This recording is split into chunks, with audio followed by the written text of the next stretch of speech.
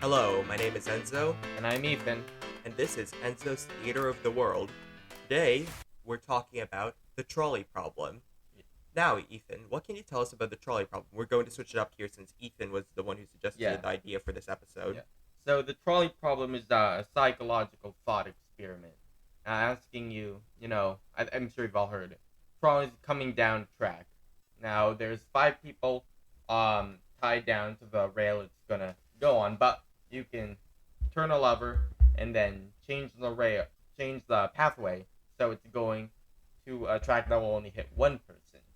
So is it better to turn the lever and reduce the damage done, or is it better to remain a bystander? And is there something that happens when you become actually involved in the situation? Yeah, now there's a couple of different ways to think about this because utilitarians who follow the school of thought popularized by the philosopher Jeremy Bentham in the 1800s believe that the right thing to do is the thing that will maximize utility or overall happiness. And in this case, they believe that it would be to sort of switch to pull the lever so it would go towards the track with one person because then overall happiness, aka the happiness of the five, is minimized, and overall unhappiness, aka the unhappiness of the person who will get run over, is minimized. I never really saw the original version as much of a tough one. I mean, like, you can argue, oh, but you're getting involved in killing someone, but there's so little effort involved in pulling a lever and so little harm done to you personally that, like, it feels like there's. Come on. No, no, yeah, that's sort of the passive version because you're not actively killing the person. You're letting them die. In the words of Philippa Foot, the granddaughter of Grover Cleveland, Yeah, the yeah. former president who A came up with this. granddaughter of a former president came on and invented this, which has really plagued humanity for all of existence. This is known as the principle of double effect, which a lot of Catholics use when talking about what to do if a pregnant woman has to get a medical treatment that will inadvertently cause her baby to die. They say that she should get the medical treatment, like so she can live, and that's okay under even though they Catholics don't believe in abortion because it wasn't for the sole purpose of killing the baby; it was for saving the woman. So double effect, the principle states it has its roots in Catholic theology in the medieval times, and it says that it's permissible to indirectly cause harm as a double effect, aka side effect, if the action promotes an even greater good. However, it's not permissible to directly cause harm even in the pursuit of a greater good. So, for So a instance, Catholic would be okay with the original one pulling the lever, but they wouldn't be okay with that version where you have to push a very fat man off the bridge, off a yes, bridge. yeah, Now, I don't really agree with that because you're doing the same thing in effect, right? yeah, If you look at it, the train is a tool used to kill someone. So you're doing the same thing. yeah, and that's what another philosopher said, Judith Jarvis Thompson in 1985, and she pointed out that moral theories like utilitarianism that judge whether an action is right or not based on its consequences alone, aka whether the people die or not, cannot explain why some actions that cause killings are permissible while others are not. Because if everyone has equal rights, according to her, then we would be doing wrong in sacrificing one, even if our intention was to save five. Because, Yeah, but also, they deserve to live too. So yeah, I'll say, funny thing I know, this actually goes, but scrolling down on the article a bit more. It's actually been around for longer than what's her name? trolleys, Philippa Mrs. Foot, Grover Cleveland Philippa Granddaughter. Foot, yeah. Yeah, Foot. Uh, this disaster of a plague on humanity has actually been going around since 1905. So in the original one by Frank Chapman Sharp, cool name. The railway switchman, which is an I have no idea what that is. No, it's I like the feel like person who turns the switch on yeah, I the know. railway. It's so weird to me that that's a job. I feel like But they didn't have robots back then. there's so many job. Like you'll just read something old, and then there's always some made up job like. And the bead tinkler who held up the beads on Christmas time for the tinsel lands. What are you talking Oh about? yeah, like there's a job position in early modern England known as the beadle, which was some sort of law enforcement position. And every time I hear it, I'm just like, that's absurd. Yeah, they replaced it with a. But anyway, in the original one, like the 1905 version, uh, so the lone individual, there's a twist. It's the switchman's child. Ooh, bit of a conundrum now. And I think from here We're actually going to be taking a look at some uh, variants. not Yeah. variants, because we're going to do that towards the end. What we're going to do is take a look at some critiques and some opinions on the trolley problem. So the first one is from the magazine called Current Affairs, and it's by Brianna Renix and Nathan J. Robinson, and I won't be reading the whole thing, but I'm going to be summarizing it. And it's called "The Trolley Problem Will Tell You Nothing Useful About Morality. It turns us into horrible people and discourages us from examining the structural factors that determine our choices." Okay, so Avoiding the question as usual. well, no, but that's just the summary. So let's get into their argument. They start off with another variant of the trolley problem, which is a bit exaggerated for effect. You're on an asteroid careening through the cosmos. Aboard the asteroid with your 900 highly skilled scientists who have been working on developing a revolutionary medication that will cure every disease in the known universe. The asteroid's current trajectory is taking it straight toward the planet of orphans, where all intergalactic civilizations have dumped their offspring who are that they don't want, of which there are now 100 trillion. If you detonate the asteroid, all the doctors will die, along with the hope of curing every disease in the universe. If you do not detonate the asteroid, the doctors will have time to develop the cure and send it hurtling towards the healing planet before you crash into and destroy the planet of orphans. Thus, you face the crucial question: how useful is this hypothetical for illuminating morality? Yeah, I get it, but for me, that's why I've never seen it, and I think the internet doesn't see it anymore as something to judge morality on. It's just like a fun little joke you tell your friends, because let's face it, psychologists are nerds, and they don't know anything about real life. As That's the why two they're psychologists. As the two columnists go on to say, most people announce in the regular trolley problem, aka the 5 versus 1, that they would pull the switch, thus extinguishing one life instead of five. But usually someone in the class will dissent and say that pulling the switch is wrong because there is a difference between killing someone intentionally versus letting them die through circumstances out of your control. However, this is a side note, is it really outside of your control? You didn't make the choice to pull the lever. And also, here, let me. I've always assumed that like again, there's no harm to you, no effort required on your part. In every illustration I've seen, you're like right next to the lever. You're gonna like about to pull it. If it was like involved you running like a mile in a marathon to save people, okay, I might let them die because let's face it, it's causing harm to me. Well, it's not causing harm to you. It's tiring. I don't That's wanna not do it. harm. That's you exerting effort in your life. I got flat feet. That has nothing to do with the situation. Like, the point is that the pulling the lever. It's all up to your like. It's not an issue of like, do you want to like stick your neck out for these people, because it's not difficult. It requires no skill. If Current Affairs goes on to say, if all this sounds incredibly stupid with no obvious relationship to any moral problem that an ordinary human is likely to encounter, that's because it is, and yet it is quote unquote an iconic thought experiment, one that has quote unquote occupied the attention of brilliant minds, from academic ethicists to moral psychologists to engineers. In psychology, literally hundreds of studies have tested people's responses to the trolley problem with the aim of usefully understanding human moral intuition. The persistence of the trolley problem in philosophy and psychology tells us a lot more about the state of those fields than it does about ourselves and our moral choices. They then go on to talk, so that's their argument. They then go on to talk about how if we had to face the trolley problem in real life, we probably wouldn't be as quick to decide as we are in right now, and we would probably panic and do something horrible and watch as quote unquote one or more persons died a gruesome death before one our or eyes. more. We would probably end up with PTSD, and we would probably feel guilty for the rest of our lives. Yeah, but that's after the fact. In the moment, I think you're just gonna make a rash decision and pull the lever, because even if you're not thinking about it, you just go, what do I do? I gotta say, and then pull the lever. By thinking seriously about the trolley problem, according to the authors, in their words, we can see why it's so limited as a moral thought experiment. It's not just as the additional conditions grow, there are not any obvious right answers. It's that every single answer is horrific, and wild examples like this take us so far afield from ordinary moral choices that they're close to nonsensical.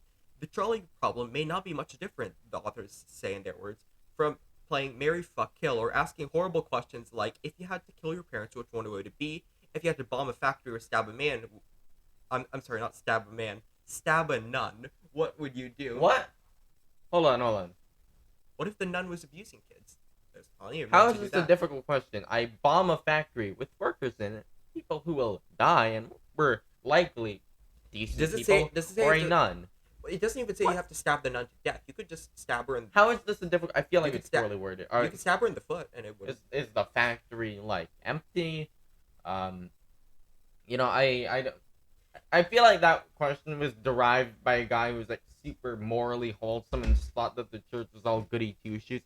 Like, like if it stabbed Jesus, I'm like, okay, maybe I Okay, might but bomb the anyway, the factory. two people say the answer to the "What did we learn?" question will be the same regardless of which answer we choose. I learned that I have kind of a sick mind. That should be the major revelation that comes from realizing that we're willing to dispassionately discuss which person we would murder and how much value to place on individual human lives. To encourage someone to think about these questions is to encourage them to be a worse and more callous person. And what the trolley problem largely shows is that it's very easy to temporarily become a psychopath if your professor says doing so will be intellectually useful.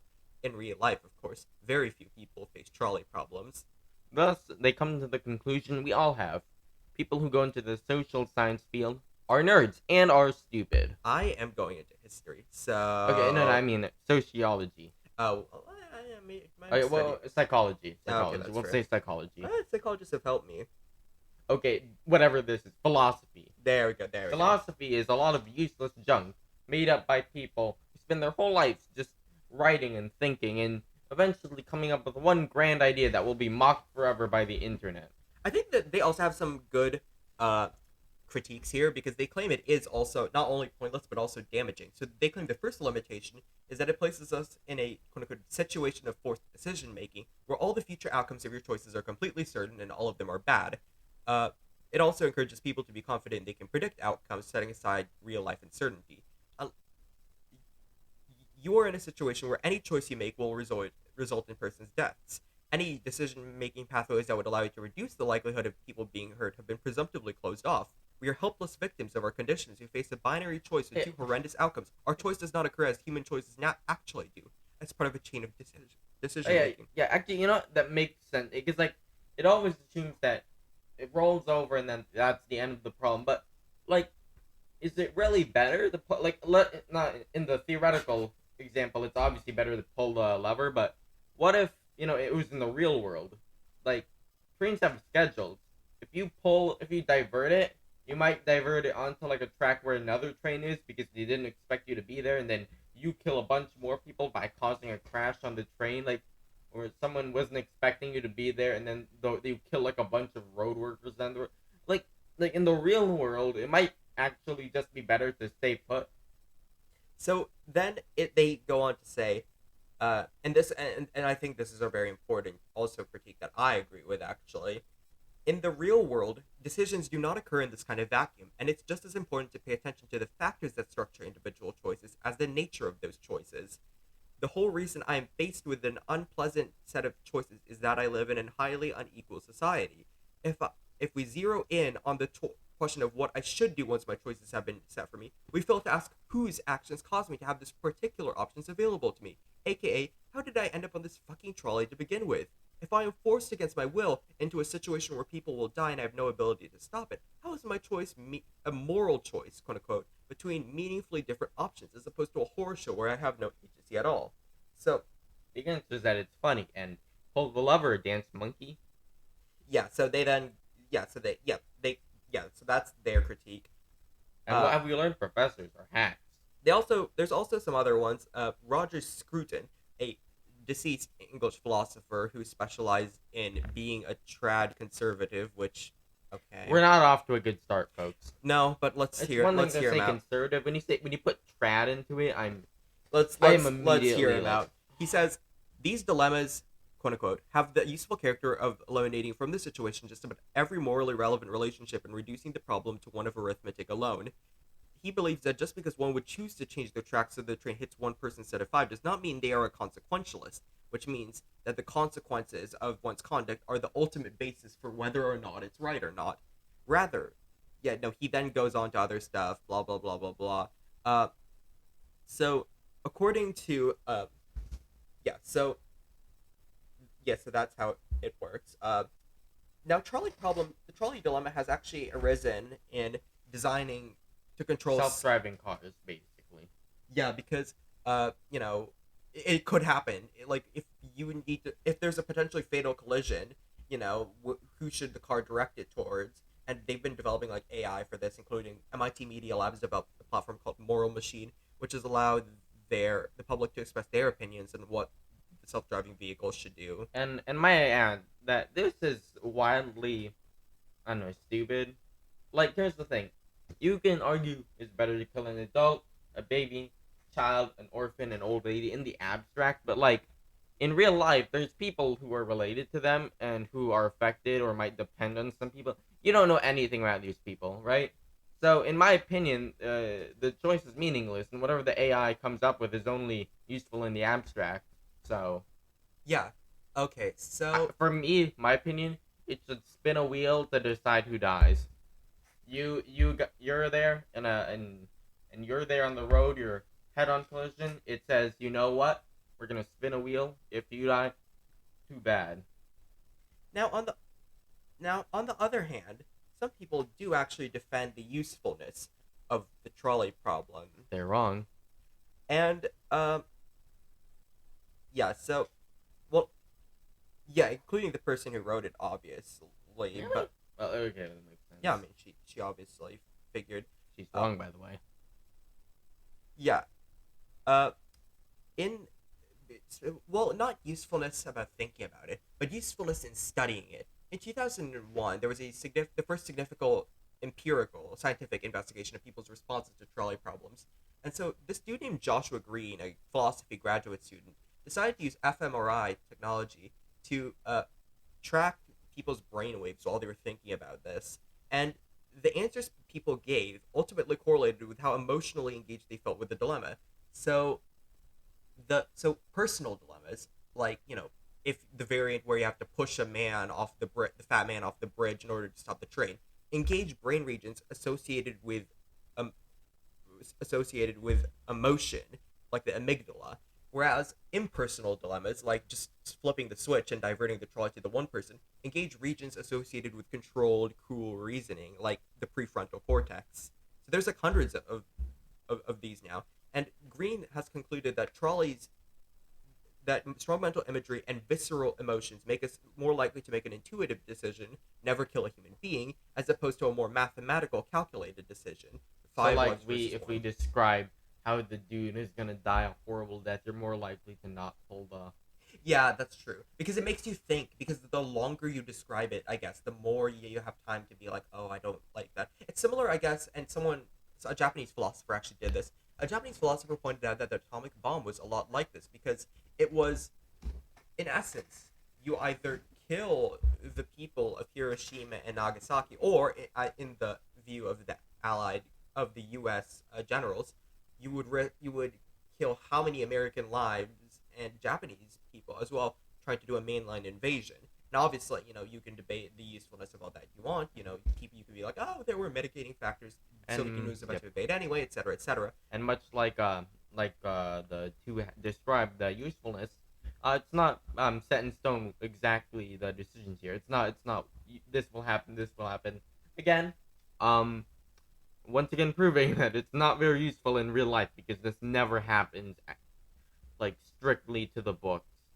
There's always something. Yeah. Although, yeah, a lot of psychologists have actually begun to tire of it, and for obvious reasons. It is a cliche. The UC Irvine psychologist Christopher Bauman, in a paper last year, noted that many trolley problem scenarios cause studies participants to laugh because they don't think it can be taken Of course. seriously. It's like as cliched as like the is Die Hard a Christmas movie? Is Yeah, that's the one I can think that's most like no one cares about it anymore. I'll flip a lip. At this point, it's really just developing your reflex to pull the lever.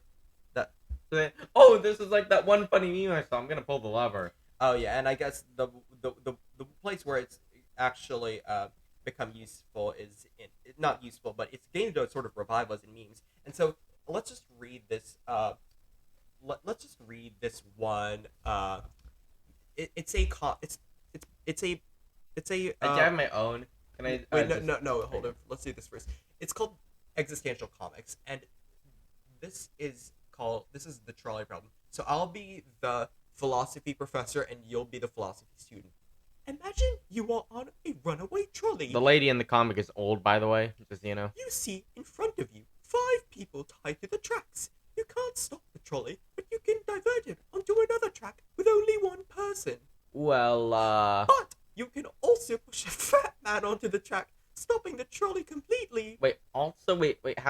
No, This isn't part of the comment, but, it's part of the joke, but, yeah, either way, No, yeah, okay, that's part of the comic. Can you do that again? yeah, either way. Let me finish. The one man owns the trolley company and has been exploiting his workers for years. The 5 men have been working for him under slave-like conditions. Oh, wait, this is tougher now. The fat man is planning on leading a socialist rebellion. It is certain to be bloody, but will result in a more just society in the end. Also, the fat man is really only a complex machine designed to appear as though it understands our language, but really can only manipulate. It's getting, for those of you listening at home, if you haven't looked this up online, the fat man looks a lot like Karl Marx. Okay, let me read that again. Also, the fat man is really only a complex machine designed to appear as though it understands our language, but really can only manipulate syntax. It probably doesn't experience anything at all. The trolley company owner is a good man at heart, and is only driving the workers so hard because an evil demon is deceiving him into believing it's the best thing to do. And the I'm company owner teaching says, them good work ethic. and all 5 of the workers are wicked men at heart and have only never committed a crime because they haven't had the opportunity to do so. I wish I had a kitten to kill. I would kill for money if I had the chance. Totally, me too. Due to the poor working conditions, all 5 of the men this will is die going within how the month. and you can see it because it's on our screen, but this is a long comic. I'm looking at the scroll bar on the side. We're only halfway there. Due to the poor working conditions, all 5 of the men are sick and will die within the month if they don't get organ transplants. Only way to save them is to kill the trolley owner's son, an innocent who is playing on a 3rd track. However, due to a genetic mutation, the son has a capacity for happiness that far exceeds all 5 workers combined.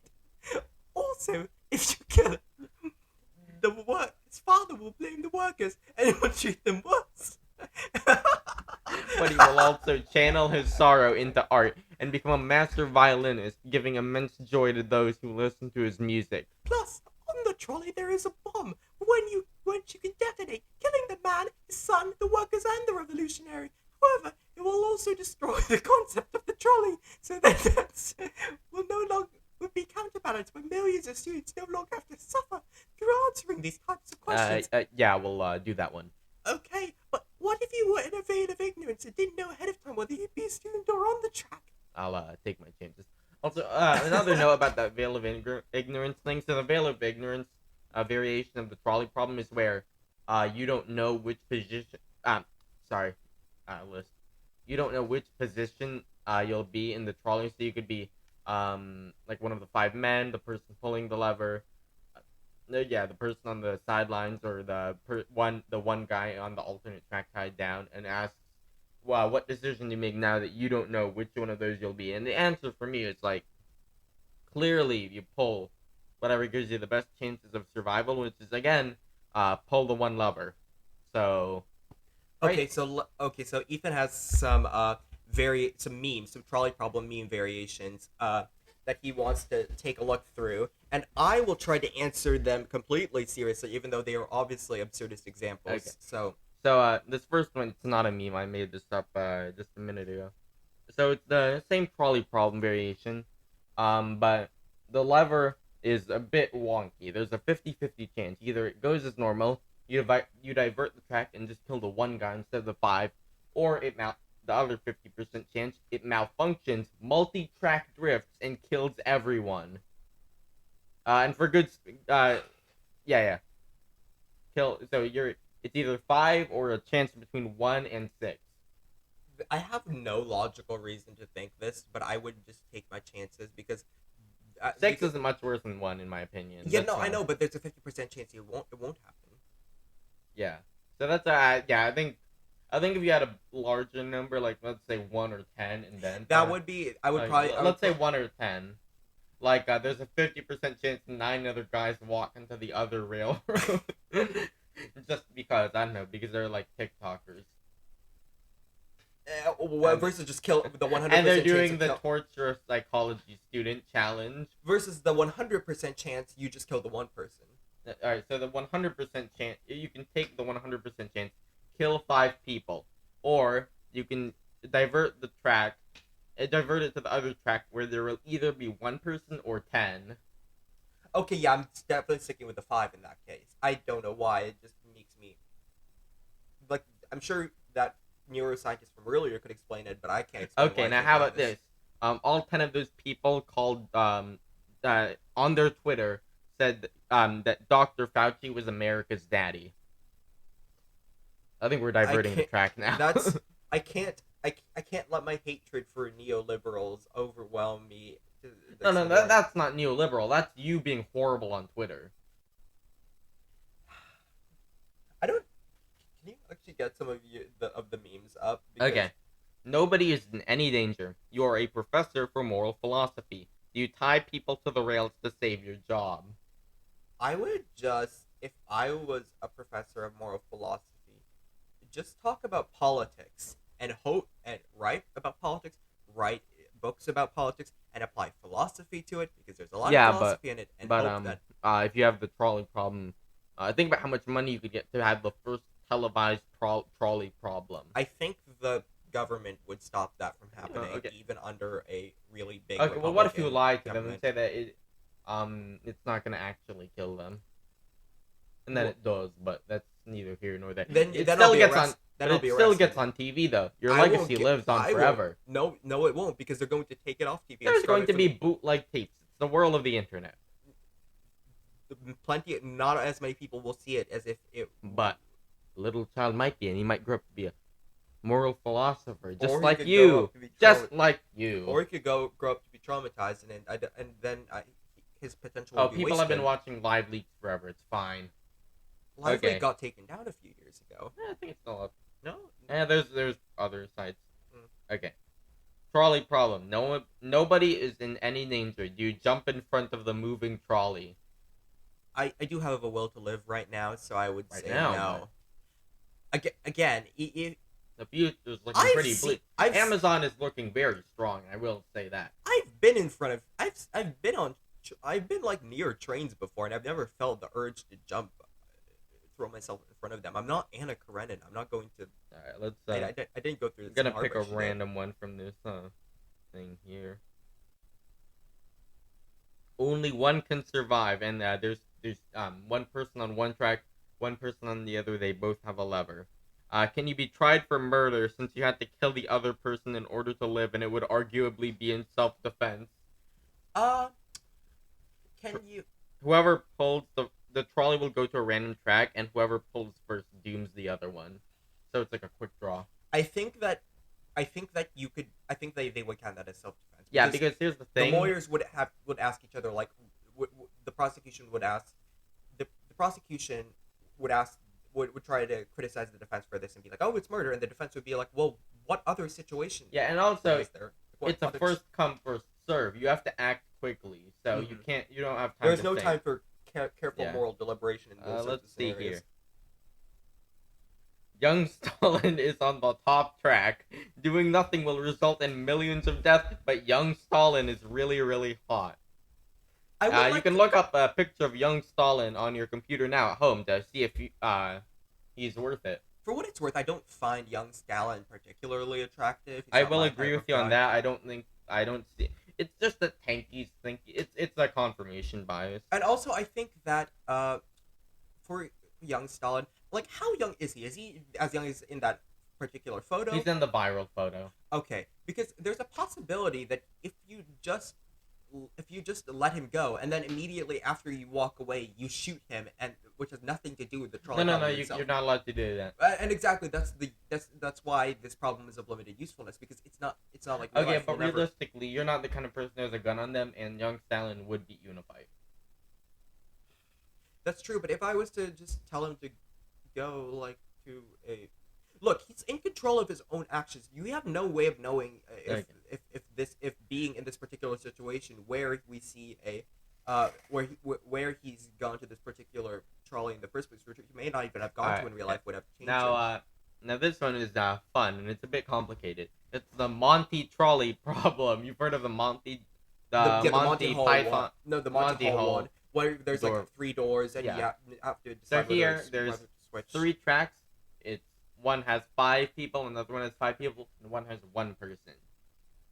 So it's like the Monty Hole door problem where you have to blindly choose a path for it to travel down. As it approaches one pathway which you didn't choose, is revealed to you to have 5 people tied to it. So you know one of them has 5 people. It's not the one you picked.